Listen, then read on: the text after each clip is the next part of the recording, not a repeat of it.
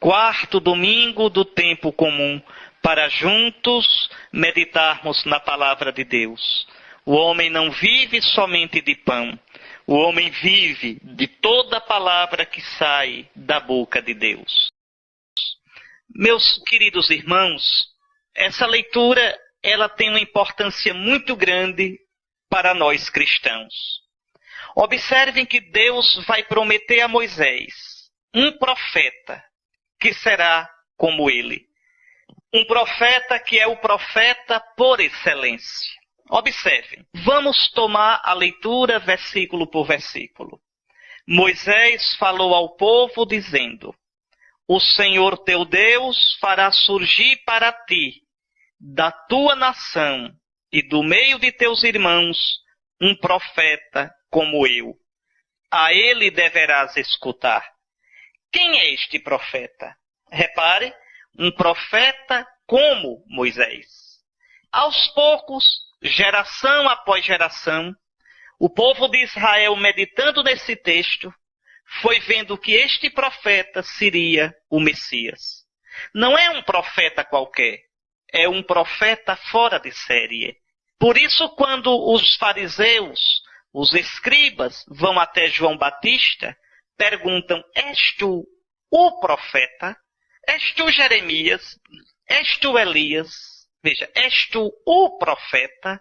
Não é um profeta, o profeta. Artigo definido. Que profeta? Este prometido por Deus no capítulo 18 do livro do Deuteronômio. Um profeta tão grande como Moisés.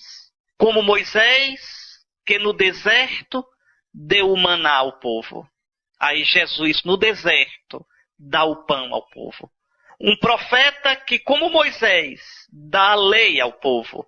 E aí Jesus, sobre o monte, dá as bem-aventuranças no sermão da montanha ao povo. É Jesus esse profeta. É Jesus o novo Moisés, maior que Moisés. A ponto de, no capítulo 6 do Evangelho de João, os judeus dizem: nossos pais comeram maná no deserto. E Jesus vai dizer: não foi Moisés quem deu o verdadeiro pão do céu. O verdadeiro pão do céu vem agora, através de um profeta maior que Moisés. O verdadeiro pão do céu sou eu. Então vejam, Jesus é este profeta. Por isso esse texto tem uma importância para nós cristãos. O profeta, o novo Moisés que os judeus esperavam, é Jesus. Querem ver uma coisa? Olhe a vida, a infância de Moisés. Quando o faraó perseguiu Moisés e queria matá-lo, e matava as criancinhas hebreias.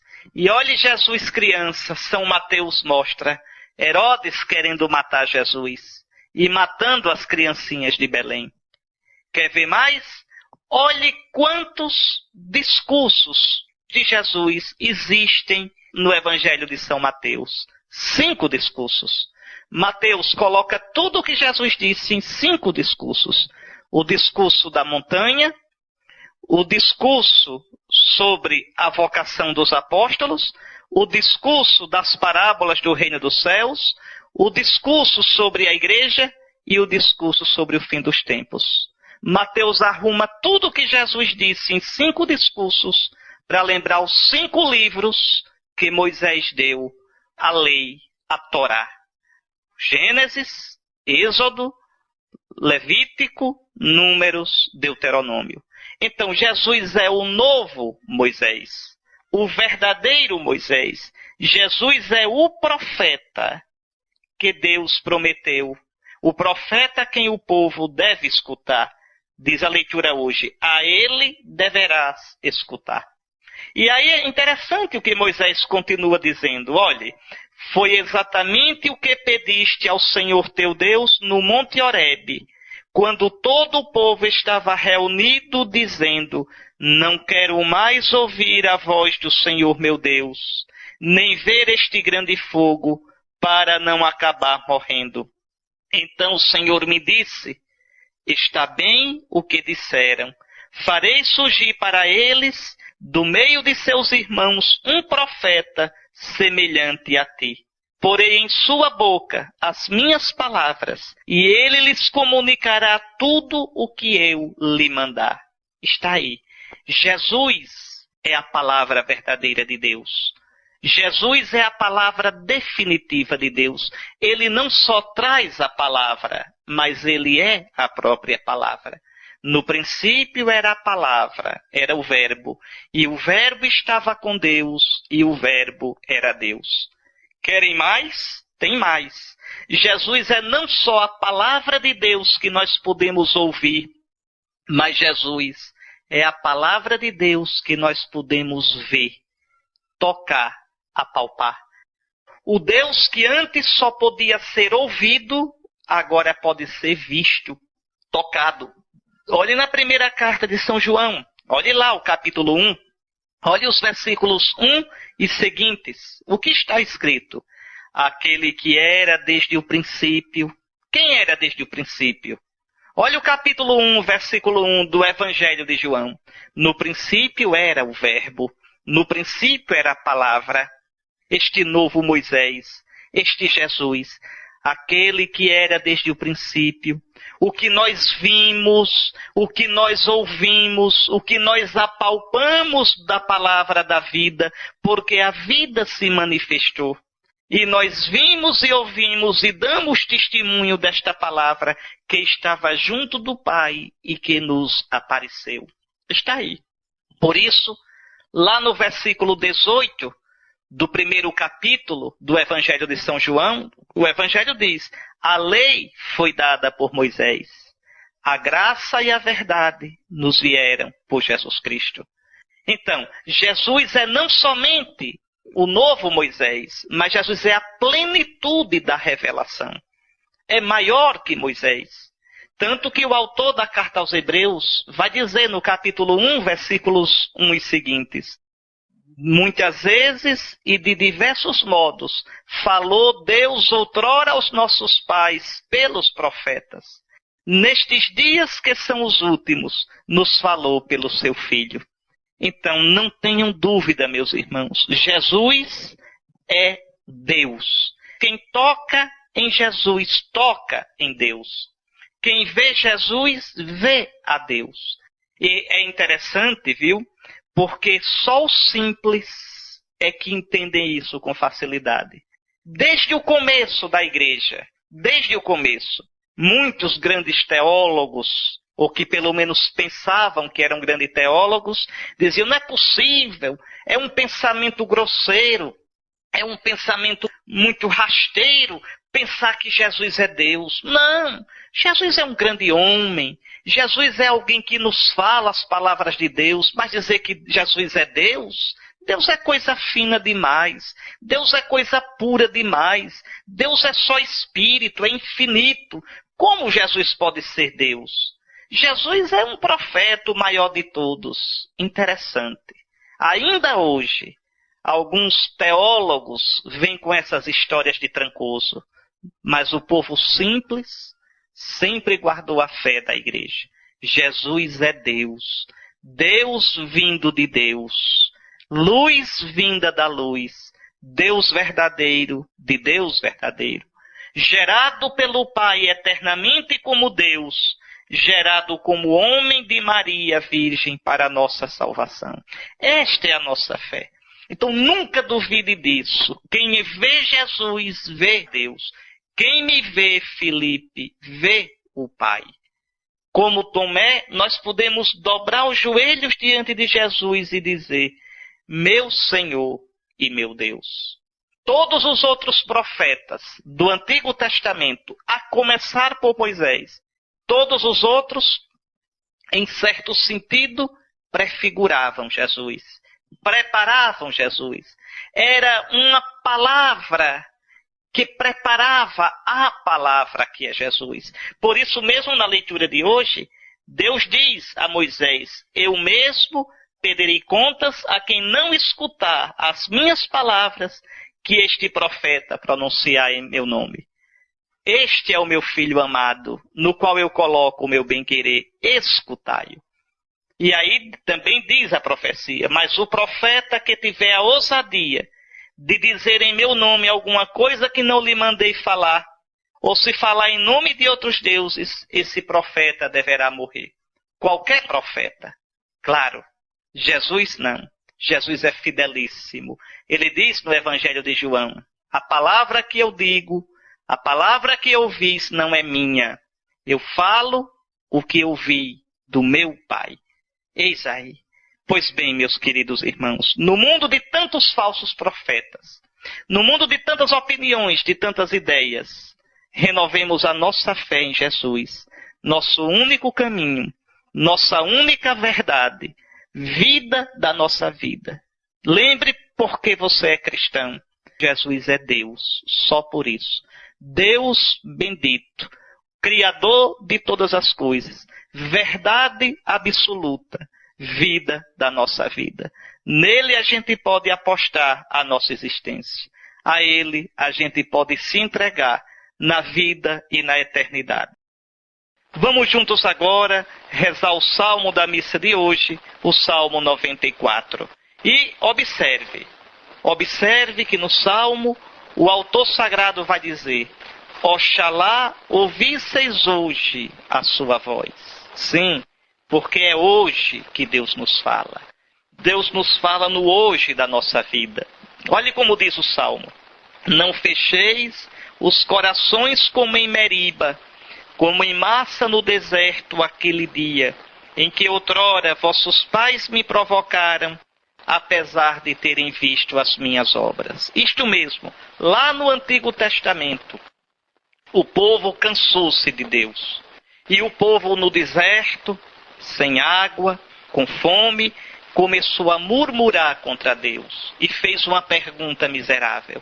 A pergunta foi esta: afinal, Deus está ou não está conosco?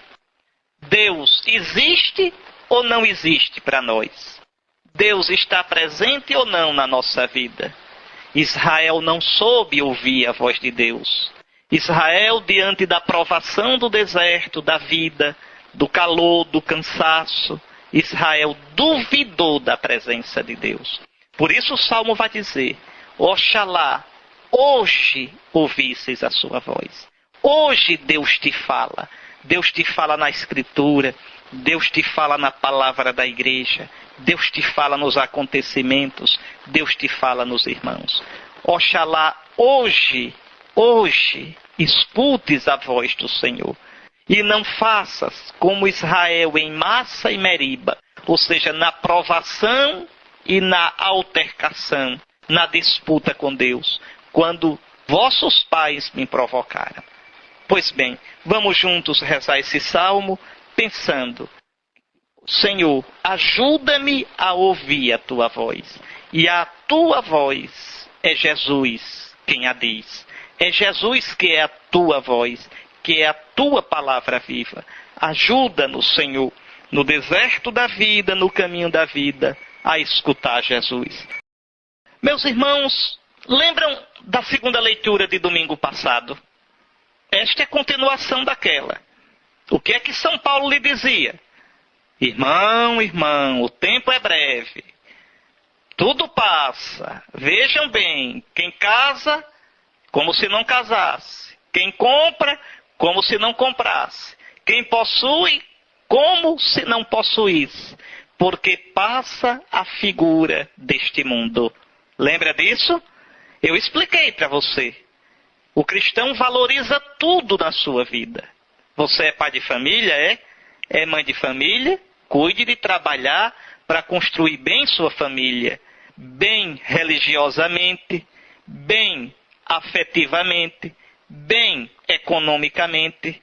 Você é estudante? Cuide de estudar para ser competente, para ser um bom profissional, para construir bem seu futuro, também do ponto de vista econômico.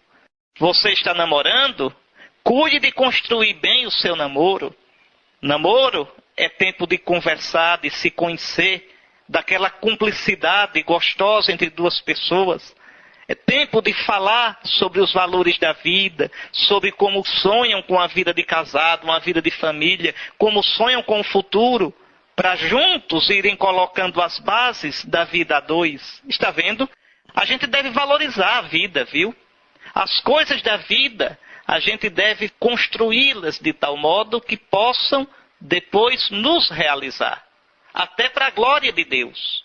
Quer comais, quer bebais, quer façais qualquer coisa, fazei tudo em nome do Senhor Jesus, dando por ele graças ao Pai. Mas essa vida que tem tantas coisas bonitas, esta vida que a gente deve planejar tão bem, ela passa. Por isso São Paulo dizia, domingo passado, passa a figura deste mundo. O tempo é breve, a vida é breve. São Paulo queria dizer, constrói a tua vida de modo a que ela seja semente de eternidade. Lembra que eu citei para você a oração do 17º domingo comum? Ó Deus, sois o amparo dos que em vós esperam. E sem vosso auxílio ninguém é forte, ninguém é santo. Redobrai de amor para conosco, para que possamos usar de tal modo as coisas que passam, que possamos abraçar as que não passam.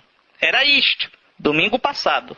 São Paulo continua hoje, na segunda leitura, aquela ideia de domingo passado. E aí vai falar de dois estilos de vida cristã. A vida do casado e a vida do solteiro, do celibatário, que é a vida do padre, dos religiosos e de algum leigo que queira, por amor do Senhor, ficar solteiro. Você pode ficar solteiro no mundo, por amor a Jesus, você pode se casar no Senhor e você pode ficar solteiro abraçando a vida religiosa ou o ministério sacerdotal. O que é superior no cristianismo? Viver solteiro por amor a Jesus ou se casar? Atenção, hein? Não é o solteiro para malandrar. Não é o solteiro para dizer, eu vou ficar solteiro que eu não quero saber de compromisso com mulher nem filho. Isto não é virtude cristã. Isto é pecado. E é pecado ficar solteiro? Se o ficar solteiro é para ter uma vida egoísta, é pecado sim. Aquele que vive para si somente não agrada a Deus. Agora, aquele que fica solteiro para servir, por amor a Jesus, imagine uma pessoa que fica solteiro porque diz, eu quero me dedicar a outros, eu quero cuidar de meus pais. Então esta vida solteira tem um sentido para o reino de Deus. Pois bem, mas vamos ao que diz São Paulo. Vocês ouviram a leitura. Então, irmãos, eu gostaria que estivesseis livres de preocupações. Que preocupações? Você vai ver já se São Paulo não tem razão. O homem não casado é solícito pelas coisas do Senhor e procura agradar ao Senhor. É o meu caso. Solteiro, a minha vida todinha é empregada para as coisas de Deus. O casado preocupa-se com as coisas do mundo e procura agradar a sua mulher, e assim está dividido. Do mesmo modo, a mulher não casada e a jovem solteira têm zelo pelas coisas do Senhor e procuram ser santas de corpo e espírito. Mas a que se casou preocupa-se com as coisas do mundo e procura agradar ao seu marido. Atenção! Preocupar-se com as coisas do mundo aqui não quer dizer preocupar-se com as vaidades, com as tolices do mundo. Não, é preocupar-se com as coisas próprias da vida de casado. Por quê? Porque o casamento é uma realidade deste mundo. Lá, na outra vida, Jesus explica, nem eles se casam, nem elas se dão em casamento. O casamento é uma realidade que termina com a morte, dissolve-se com a morte. É uma realidade deste mundo. Então São Paulo está dizendo que o solteiro, por amor a Jesus, pode dedicar-se só às coisas do Senhor. Enquanto aquele que é casado vai cuidar das coisas do Senhor como? Cuidando bem das coisas do seu casamento, do mundo. Arranjar o sustento para casa, cuidar de ajeitar o maridão, cuidar de ajeitar a patroa, cuidar da educação dos filhos. Então, isso é muito importante. Qual das dois estilos de vida é superior? Vou dizer sem medo o que São Paulo diz. O do solteiro por causa de Cristo. Veja, não é o do solteirão para malandrar, mas aquele que abraça o celibato. Às vezes me dá uma tristeza. Eu às vezes vejo as meninas tão animadas, ajudando missa, tudo. Quando eu pergunto, quem quer servir a Nosso Senhor se consagrando na vida religiosa? Todo mundo já pensando no namorado, né? E aí eu não. Não, minha gente. Dar vida por Jesus enche o coração. Vocês que são mais jovens estão me ouvindo agora. Não se iludam não, viu? O mundo de hoje bombardeia vocês jovens com a ideia de que sexo é tudo, de que tem que namorar, se não tiver outra pessoa não é feliz. Isto é ilusão. Não pensem vocês que sexo enche a vida de alguém não. Enche o coração de alguém não. Se enchesse, o mundo de hoje era um mar de rosas. Era um mar de felicidade. E a gente vê tantos corações vazios, tantas famílias destruídas, tanta solidão.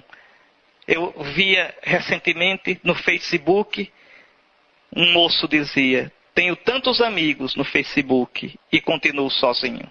Não. Quem enche nosso coração é nosso Senhor. Quem enche o nosso coração é um grande amor. E não há amor maior do que dar a vida todinha por nosso Senhor. Então, para o cristianismo, a vida celibatária, a vida solteira por amor a Jesus, é superior, sim, à vida de casado.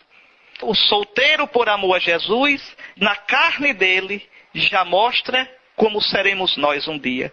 Totalmente do Senhor em corpo e alma. Totalmente só dele, só para ele, de coração indiviso. O casado, claro que tem uma vida santa, mas é um estilo de vida que é deste mundo. Enquanto o solteiro já abraça a vida do mundo que há de vir. E aqui, vejam, aqueles casados que participam ativamente da vida da paróquia. Participem. Mas lembre, você que é casado, você que é casada, o primeiro modo de você servir a Nosso Senhor e edificar a igreja é construir a sua família na lei do Senhor. Pai de família, mãe de família, nos domingos, você se reúne com seus filhos para meditar a palavra de Deus com eles? Você, pai, você, mãe, tem ensinado seus filhos a rezar?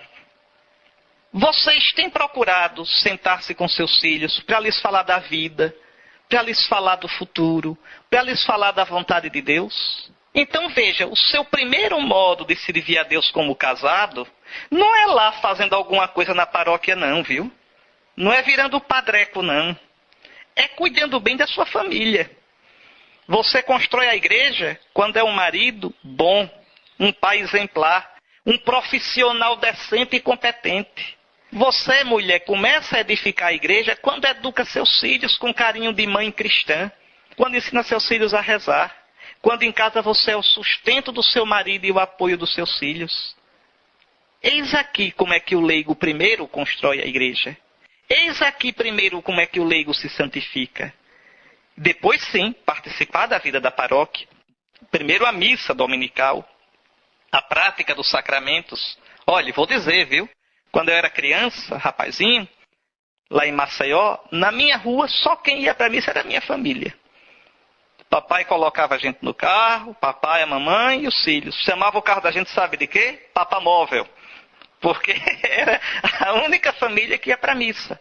Então vejam, meus pais exercendo a missão deles como casados de edificar a igreja. Se você vai tanto para a paróquia que esquece de cuidar dos seus filhos, está errado. Deixa eu dizer isso. Olha o que São Paulo diz. Os casados cuidam primeiro das coisas do mundo. Do mundo aqui é o quê? O casamento. Tá certo? Eu não estou dizendo que é para deixar Nosso Senhor por causa da família. Porque se você diz, desde que eu me casei não vou mais à missa porque não tenho tempo, então sua família é maldita. Sua família tomou o lugar de Deus. Eu não estou dizendo que as coisas do casamento, e as coisas do casamento são a vida de marido e mulher, a vida de pai e de mãe, a vida de profissional para buscar o sustento, essas coisas todas que são próprias de quem é casado. Mas veja bem, eu não estou dizendo que é para com isso deixar Nosso Senhor. Eu estou dizendo o contrário, que é para fazer disso caminho de santificação, caminho para Nosso Senhor. E estou também dizendo que quem foge da sua responsabilidade de casado, com o pretexto de estar ajudando na igreja, está errado. Para um casado, a ajuda na igreja, para um casado, o tempo na igreja é importante, mas como complemento da vida de casado. Está certo? Então, dedica-se totalmente, 24 horas por dia, às coisas da igreja, quem é solteiro. Está aqui na palavra de Deus que estou explicando e que vocês acabaram de ouvir. Então, por isso que a vida do solteiro é superior à vida do casado, na perspectiva do Evangelho. Você constrói a igreja quando edifica bem a sua família. Você edifica a igreja quando você é um profissional competente. Como é bonito e as pessoas dizerem, olha, ele é cristão, ela é cristã e é competente. Então, pense bem nisso. Quanto à vida do solteiro por amor a Cristo, eu digo, aquele que deixou tudo por Cristo, aquele que renunciou a uma esposa, a um esposo por causa de Cristo, e que dedica a sua vida ao serviço do Senhor na oração, na busca das virtudes, no serviço aos irmãos, este é feliz, meus irmãos. Eu digo como testemunho próprio. Nunca me arrependi de ter deixado tudo por nosso Senhor. Como diz Santa Teresa, falando de Deus, Sua Majestade é bom pagador. Quem deixa tudo por Ele não perde nada, ganha tudo. Não tenha medo. O amor que Nosso Senhor coloca no coração daquele que deixou tudo de verdade por Ele, que deixou família por Ele, que renunciou a um esposo, a uma esposa por Ele, a recompensa que Nosso Senhor dá é um amor tão doce, tão bom, que o mundo não pode dar, nem pode entender. Às vezes as pessoas não acreditam que quem é celibatário seja feliz. É difícil acreditar num mundo que só fala de sexo. E é difícil acreditar, outra coisa, que os padres, que as religiosas, sobretudo os padres, são celibatários. Por quê? Porque diante dos escândalos que a gente vê, mas cuidado, é que os escândalos, verdadeiros ou falsos, com base ou sem base, os escândalos são colocados nos holofotes. Os escândalos, a Rede Record do Edir Macedo, cuida de colocar, esconde os deles e pegam os da igreja para colocar com a finalidade diabólica, satânica de destruir a igreja, coisa que nunca conseguirão. Mas escutem bem, escutem. Os escândalos que existem, existirão sempre. Jesus disse, é preciso que haja escândalo entre vós. Jesus diz isso. Haverá sempre. Mas pode ter certeza, esses escândalos são aumentados pelos holofotes dos meios de comunicação. Que quer dizer, olha, todo mundo é mundano. É normal viver no pecado. É normal viver assim.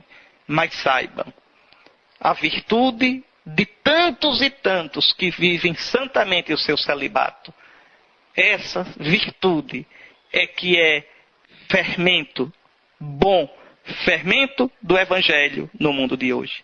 Isso não aparece na televisão, nem é para aparecer.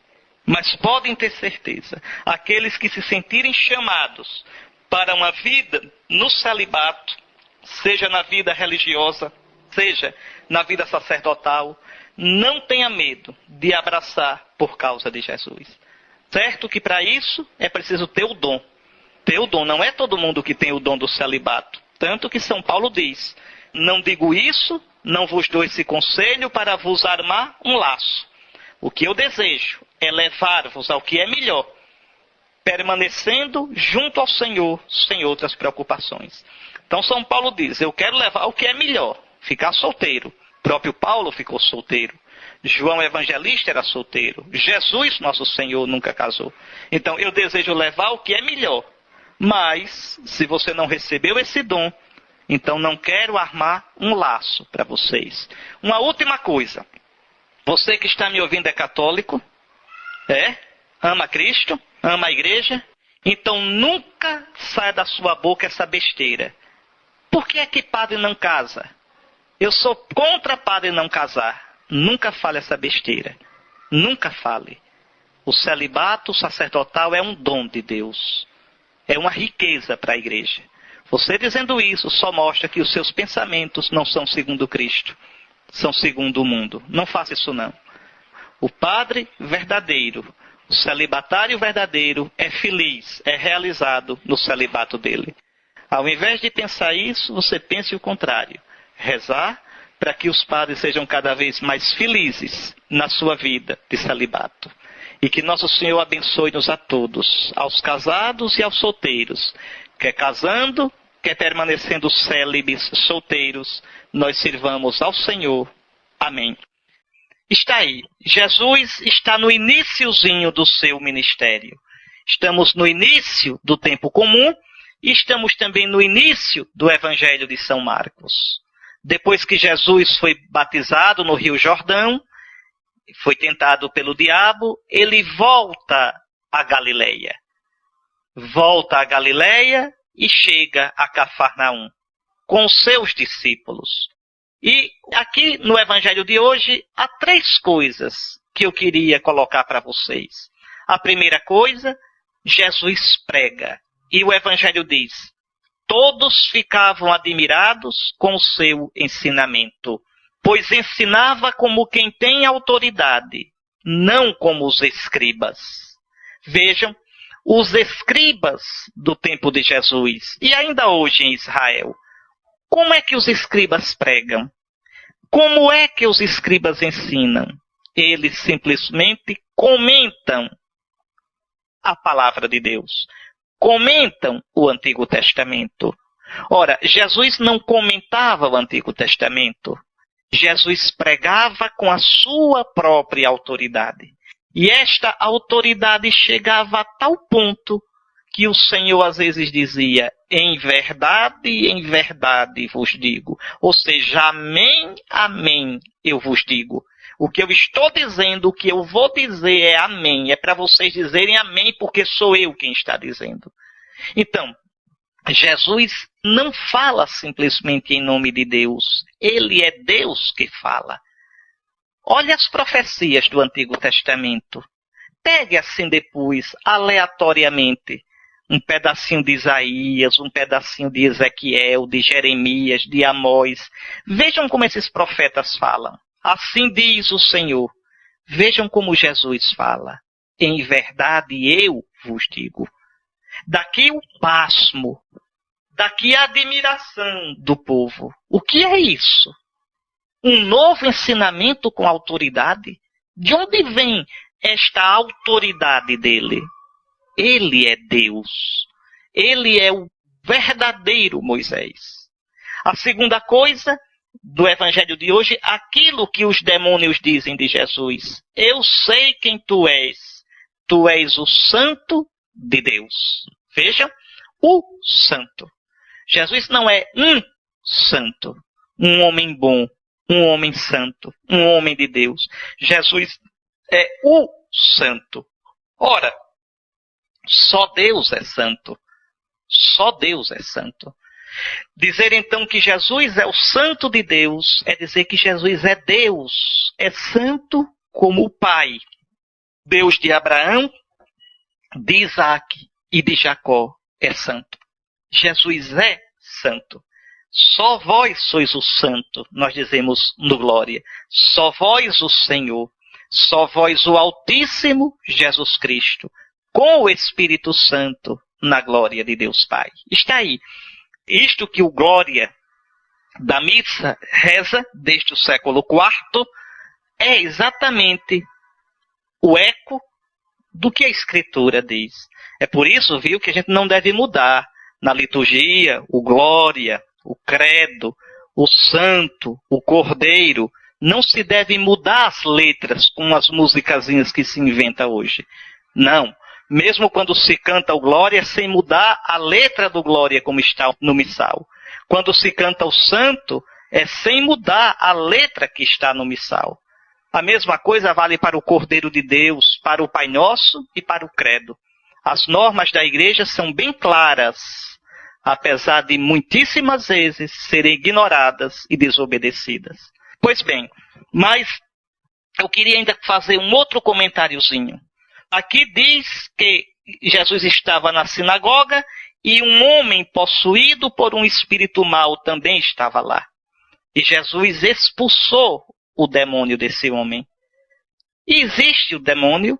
Claro que existe. Existe o diabo, Satanás e os seus demônios. Existem sim. Que são criaturas de Deus, criadas boas, mas decaídas pelo seu orgulho e pelo seu pecado. E o diabo com seus demônios agem no mundo? Agem sim. Agem no mundo. A Escritura diz isso e Jesus mostra isso. Como agem no mundo? O diabo e seus demônios agem no mundo em níveis diversos. Primeiro, tentando. Depois, outro modo de ação do diabo pode ser aquilo que a gente chama de obsessão. O diabo colocar pensamentos ruins, insistentes, persistentes, pecaminosos, ou a infestação. Os demônios, o diabo e os demônios se manifestarem de modo mais denso, intenso, com sua ação maléfica em determinado lugar, em determinada coisa. Está certo? O diabo pode provocar algumas vezes mal-estar, algum tipo de doença. E finalmente a possessão, quando os demônios podem ocupar o corpo de uma pessoa. Nunca a alma, mas só o corpo. Tudo isso é muito misterioso, mas a gente não deve brincar com essas coisas. Não deve brincar. Nosso Senhor nos mostrou essas coisas. Nos mostrou. A gente não sabe bem como é que uma pessoa, às vezes, tão santa e tão boa, pode ter um influxo ruim desse. Mas uma coisa é certa. A penitência, a oração, a confiança em Jesus, a confissão, a prática dos sacramentos, a paciência e a oração da igreja, tudo isso nos livra da ação do diabo. É claro que possessão não são aqueles shows que vocês veem aí nesses programas de televisão, não. Gente estribuchando e caindo. Isso é possessãozinha de terceira categoria. Isso a psicologia explica. Chama-se autossugestão ou heterossugestão. E tem outro nomezinho mais feio, picaretagem. A possessão, no sentido sério, é uma coisa muito, muito, muito séria. Eu mesmo, quando era padre, era exorcista, nomeado pelo bispo, e acompanhei casos que são raros, mas existem. Mas o que eu queria dizer somente é isso. O Evangelho hoje mostra que Jesus vence o mal. Que Jesus vence o reino de Satanás. Ele vem trazer o reino de Deus. E onde ele chega, o reino de Satanás desaparece. Ele é o mais forte que amarra e vence o forte. O cristão nunca deve ter medo do mal. Jesus nos ensinou a pedir, não nos deixeis cair em tentação, mas livrai-nos do mal. Atenção, esse mal aqui é o maligno, livrai-nos do maligno, livrai-nos de Satanás. O cristão deve saber que ele, unido a Jesus, que ele confiando em Jesus, ele vence o diabo e as suas artes, o diabo e a sua maldade. Não temais, pequenino rebanho. Foi do agrado do vosso Pai dar-vos o reino. É este o sentido. A ação do demônio, a gente debela, a gente acaba com ela, repito, pela oração, pela prática da virtude, pelo abandono dos vícios. A gente acaba com ela pela prática dos sacramentos, uma boa confissão, a comunhão. E, nos casos mais graves, pede-se a oração do sacerdote, uma bênção de libertação feita por um padre e, num caso mais grave, por um exorcista. Procura-se o bispo e o bispo indica um padre exorcista para se fazer o exorcismo. Então é este o sentido. Cristo vence o pecado. Cristo vence a morte. Agora vou lhes dizer uma coisa, para terminar. Há 4 portas assim bem abertas que podem ser brechas grandes para que o demônio haja na sua vida. Quais são essas 4 portas? Vou dizer: imoralidade, cuidado com a imoralidade, bebedeira, vício, álcool, droga, grosseria, gente estúpida, gente que não educa seu temperamento. E, por último, frequentar lugares de serviço do diabo. Lugares de invocação de espíritos, de invocação de entidades. Então, o cristão deve evitar este tipo de coisa. O cristão coloca a sua vida em Jesus, nosso Senhor. Como diz São Pedro, sede sóbrios e vigilantes, porque vosso adversário, o diabo, vos rodeia como um leão a rugir, procurando a quem devorar. Resisti-lhes, firmes na fé. Está aí.